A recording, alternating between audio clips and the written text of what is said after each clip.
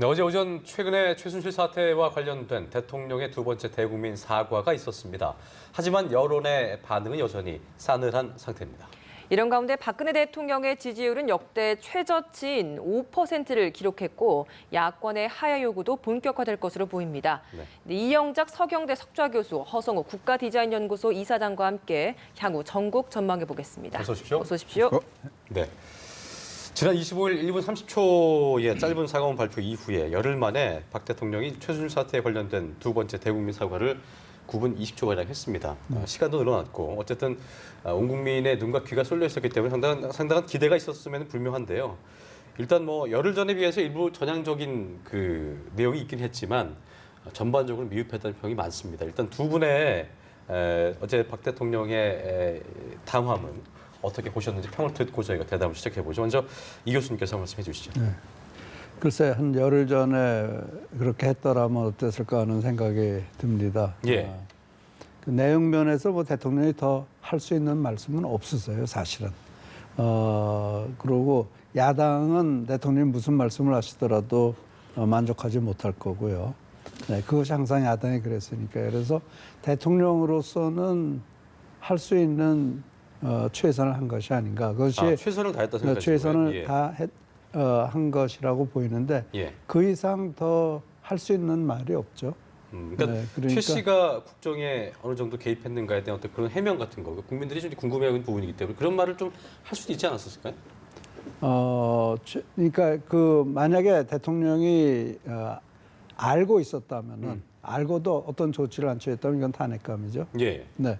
그러니까 대통령은 몰랐다면은 정치 도의적 책임을 지지만 예. 이것이 범죄 행위라고 볼 수는 없겠죠. 그러나 그러니까 몰랐다면 어리석은 거를 인정하는 거고 알았다면은 그건 범죄 행위죠. 그러니까 대통령으로서는 예. 몰랐다고 할 수밖에 없는 그런 입장이죠. 그러니까 네. 어쨌든 이 교수님께서는 어리석음을 박 대통령이 드러낸 것이다라고 보고 계시는 거네요. 그렇죠. 자기가 어리석다라는 것을 거기 보니까 예. 개인적 인연을 믿고 제대로 살피지 못한 나머지 뭐 이런 말씀을 하셨단 말이에요. 네. 그러니까 대통령이 알겠습니다. 그렇게 몰랐을까 하는 것에 대해서는 그거는 몰랐다면은 왜 몰랐는가? 주변에 그 뭐 민정수석실도 있고 그런 데서 과연 몰랐을까? 대통령한테 보고를 했는데 중간에 정말 그 3인방에 잘라낸 건가? 예. 이 아니면 교수님 말대로라면 왜 몰랐던가? 네. 이 부분에 대한 해명이 좀 있어야 됐었지 않을까요? 왜 몰랐던 것에 대해서는 지금 말을 한다면 그건 정말 검찰한테 수사 가이드라인을 예. 되는 거기 때문에 지금 현재로서는 저도 여러 가지 생각을 해봤는데 네. 사실 몰랐다고 해도 문제고 알았다면 더 큰 문제고요. 그렇죠. 네, 그러니까 몰랐다는 것 자체는 대통령의 보좌하는 분들이 잘못한 거다. 제 사례를 들어보면 전 DJ 정권 때 전 이제 김대중 대통령하고 친인척 관계니까 예. 저는 아무것도 없었는데도 저한테 정기적으로 민정 비서실에서 연락이 와요. 어떻게 지내십니까? 무슨 일이 있습니까? 요새 언론에 이런 보도가 나는데 사실입니까? 그리고 계속 그런 뭐 한 달에 한 번 정도씩은 제가 연락을 받았던 것 같거든요. 네. 그렇다면 최순실 씨는 대통령과 아주 가까운 사람이기 때문에 예. 최순실 씨에 대한 어떤 인포메이션 정보 같은 거는 확보하고 있어야 되는 것 아닌가. 만약에 그걸 안 하고 있었다면은 사실 민정수석실에 문제가 있는 거죠. 알겠습니다. 네. 예. 허 이사장님은 어떻게 보셨습니까? 저도 지금 교수님께서 말씀하신 거에 대해서 좀 대동소이한데요. 다만 이제 그 대통령 담화문에 야당이 요구하는 세 가지, 그러니까 뭐 예를 들어서 뭐 국정에서 완전히 숨 떼라, 그다음에 뭐 총리 지명자를 처리하라, 네. 그다음에 그 별도의 특검을 수용하라, 그리고 또 사실 성난 민심을 다 구체적으로 담기에는 담화문에서는 좀 역부족했다. 그러나 어쨌든 대통령께서는 세 가지 측면에서 나름대로 좀 진심 어린 그런 진정성 있는 그런 문제를 녹였다고 저는 봅니다. 첫 번째 하나는 뭐냐면은 모든 책임은 대통령 본인한테 있다고 일단 말씀하셨고요. 네. 두 번째는 뭐냐면은 이게 공사 구분을 제대로 못했다는 겁니다. 사실 뭐 사적으로 이걸 좀 상당히 자기 어떤 그 경계의 벽을 낮췄다든가 이런 부분도 인정하셨고요. 책임 소재에서도 대통령께서는 분명히 어쨌든 특검도 수용하고 또 필요하면 수사도 받겠다. 사실 우리 68년 헌정사에서 현직 대통령이 수사를 받는 경우는 사실 처음 있는 얘기거든요. 그런 것까지도 감수하면서 일단 그 담화문에 그걸 녹였다는 거예요. 일단 그런 진정성 부분은 저는 충분히 담았다고 보는데 다만 이제 방법론에서는 조금 이제 문제가 있는 거예요. 예를 들어서 뭐 앞으로 대통령이 그러면 이 난국을 헤쳐나가는데 야당과의 관계를 어떻게 설정하실 건가? 그다음에 지금 야당에서 요구하는 지금 왜 지금 총리 내정자를 이 야당과 상의 또 여당과 상의 없이 직접 이렇게 내정을 하셨는지 뭐 이런 좀 구체적이고 방법론 부분에서는 언급하지 않은 건 사실이에요. 이 부분에 대해서는 뭐 여러 가지 설도 있겠습니다만 다만 이제 아쉬운 것은 대통령이 담화 이후에 주로 보면 기자회견을 통해서 좀 부족한 것을 좀 보충을 하셔야 되는데 어쨌든 대통령께서는 기자들한테 미안하다는 인사만 하시고 그냥 바로 퇴장을 하셨기 때문에 네. 그런 부분은 조금 아쉬운 부분이 있다고 봅니다. 알겠습니다. 네. 이 성남 민심을 담기에는 좀 부족했다라는 평을 또 해주셨는데 역시나 여론은 지금 이 2차 대국민 담화 이후에도 가라앉지 않고 있습니다. 왜 이렇다고 보십니까? 이게요.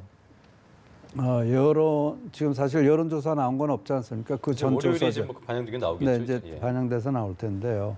우파들이 등을 돌린 것이 아니고 사실은 대통령에게 우파들이 무척 실망하고 있다. 네. 어떻게 대통령이 저런 사람을 믿었나 하는 개탄의 목소리도 있고 또 어떤 분은 정말 자기 공허함과 공황감을 느낀다 그런 네. 말씀을 하는 분들도 계시더라고요. 예, 등을 돌린 것이 아니라 대통령한테 실망을 했다. 실망한 거고 예. 어떻게 저런 사람을 믿었나 예. 하는 것에 대한 아주 대단한 공황감 같은 걸 느끼고 도대체 이 대한민국이 어디로 가는가 그런 우려예요. 그래서 물론 좌파들은 이제 지지 않겠지만 그나마 대통령을 지지해온 우파들 또는 콘크리트 지지층이라는 데서도 그런 목소리가 나오고 저걸 뭐 정말 잘못하는 거 아니야 대통령이. 그러니까 잘못한다라고 그렇게 평가를 하는 거예요. 그러니까 대통령이 어리석었고 또 어떻게 정말 최순실 그 분열을 그렇게 어떻게 믿었나 이런 것에 대한 그 실망감이 대단한 것 같아요. 네. 일단 뭐 예. 지지 부분 대해서 좀 드릴 말씀이 저도 조금 말씀드리고 예. 싶은 게 이게 이제 과연 최순실 씨 이 사태만 이게 사실 보수들이 실망하느냐 이거는 조금 물론 틀림없이 그 실망을 틀림없습니다. 그런데 문제는 뭐냐면은 대통령 사실 기대가 크면 실망도 크다는 말이 있지 않습니까? 사실 4.13 총선에서부터 이 상황은 이미 벌써 전개되어 온 상황입니다. 4.13 총선 이후에 분노한 사실 민심이 그대로 녹아갖고 최순실한테 온 거예요. 예. 갑자기 최순실 문제가 터져갖고 이게 뭐 5%까지 가는 게 아니에요. 4.13 총선 이후에 사실 새누리당 지지도나 박근혜 대통령 지지율이 계속 떨어져 왔거든요. 그 떨어진 상태에서 최순실 사태까지 터지니까 국민들이 더 거기에 대해서 분노를 하는 거예요. 그러다 보니까 국민들은 사실 어떻게 보면 패닉 현상이 온 거예요. 예. 그래서 여론조사 오더라도 거기에 관심이 없는 거예요.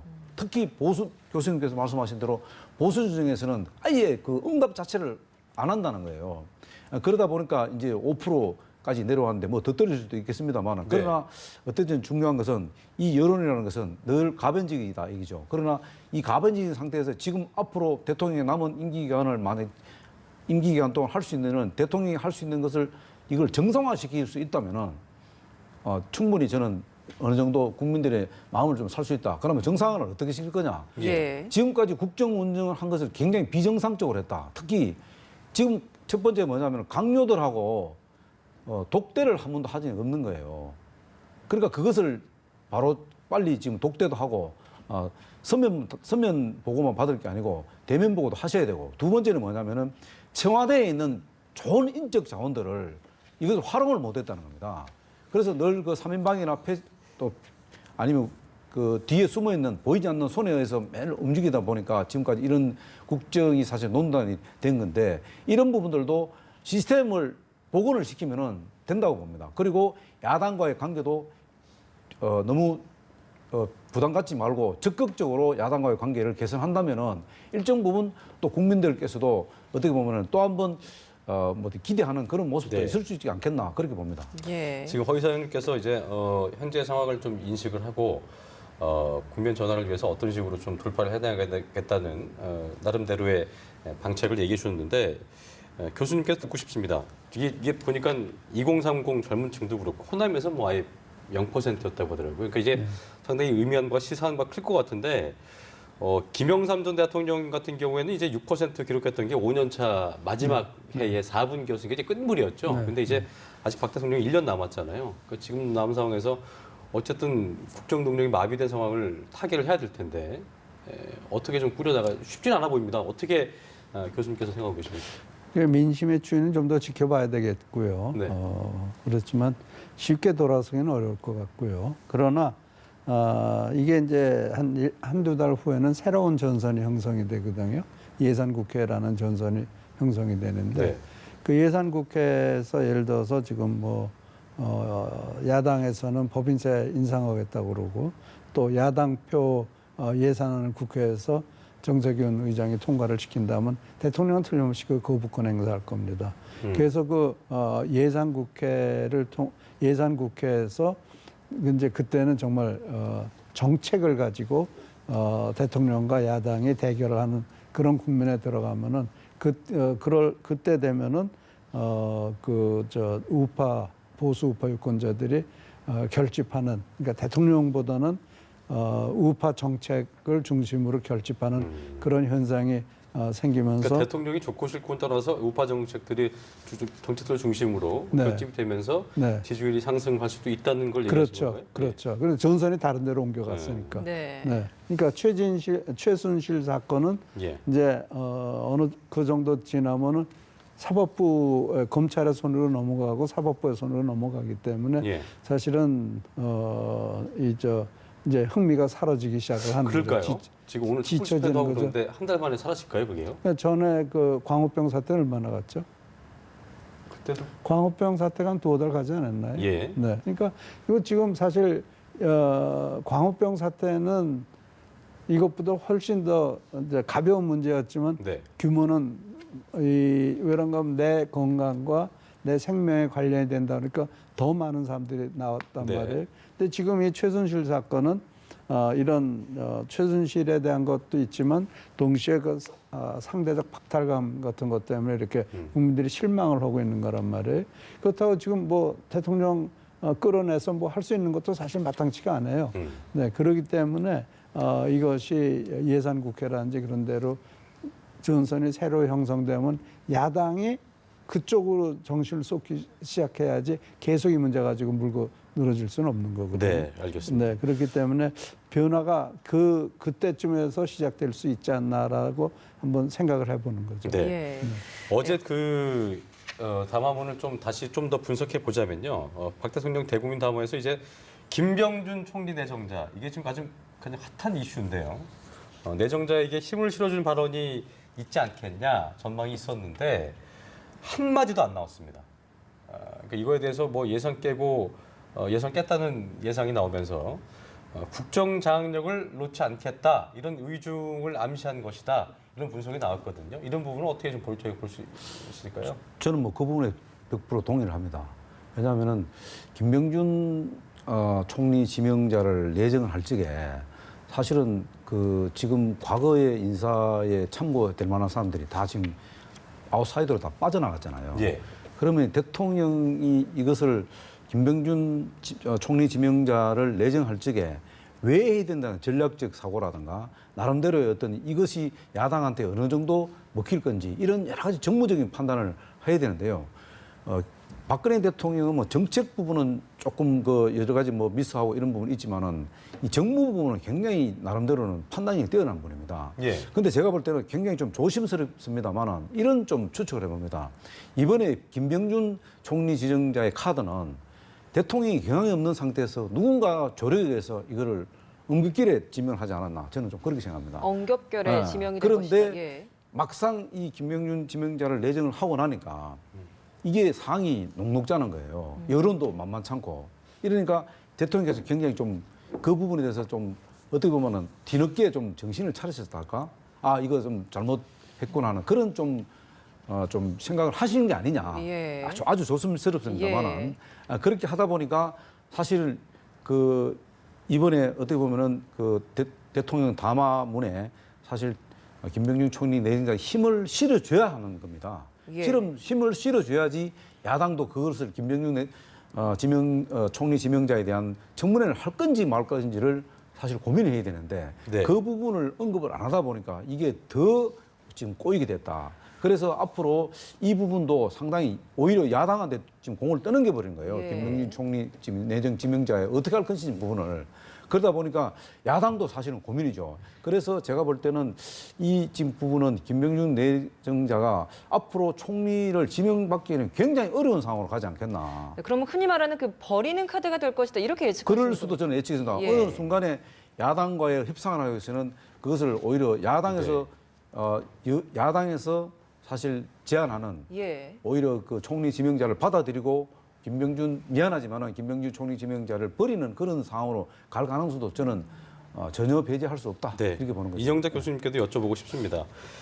지금 말씀하신 대로 버린 카드가 돼야 되는 건지 아니면 아까도 이제 뭐 리포트에 이런 내용이 있었지만 영수회담 순서를 놓고 봤을 때 영수회담을 먼저 하고 나서 여기서 이제 어떤 그 여야 대표들이 국회 총리 추천 카드나 이성 후퇴를 제시한다면 거기서 회담을 먼저 연 다음에 거기서 제시를 한다면 박 대통령이 이를 거부할 수는 없을 것이다. 그래서 일단은 뭐 청문회를 보이콧 하는 게 아니고 회담을 먼저 열고서 방안 도출을 한 게 맞는 건지 아니면 이 상황에서 야당의 뜻대로 김병준 총리 카드를 다 버려야 되는 건지 어떻게 먼저라고 생각하세요? 예, 이게요. 어제 담화는 어디까지나 자기 개인에 관련된 거라고요. 네. 그렇기 때문에 여기 그 김병준 지명자를 여기에 끌고 들어올 필요는 없는 거라고 생각을 했고요. 필요성을 느끼지 않았기 때문에 얘기하지 않았다고 보시는 거죠? 저는 그렇게 예. 생각을 해요. 이거는 예. 개인적인 문제, 최순실과의 나와의 문제에 대한 얘기를 주로 하는 자리였기 때문에 예. 저는 그거는 그건 이슈가 안 될 거라고 생각을 했던 것 같고요. 예. 그 지금 대통령은 물론 뭐 우리 허 이사장님 말씀도 어느 정도 일리는 있지만요. 네. 대통령이 아무리 그래도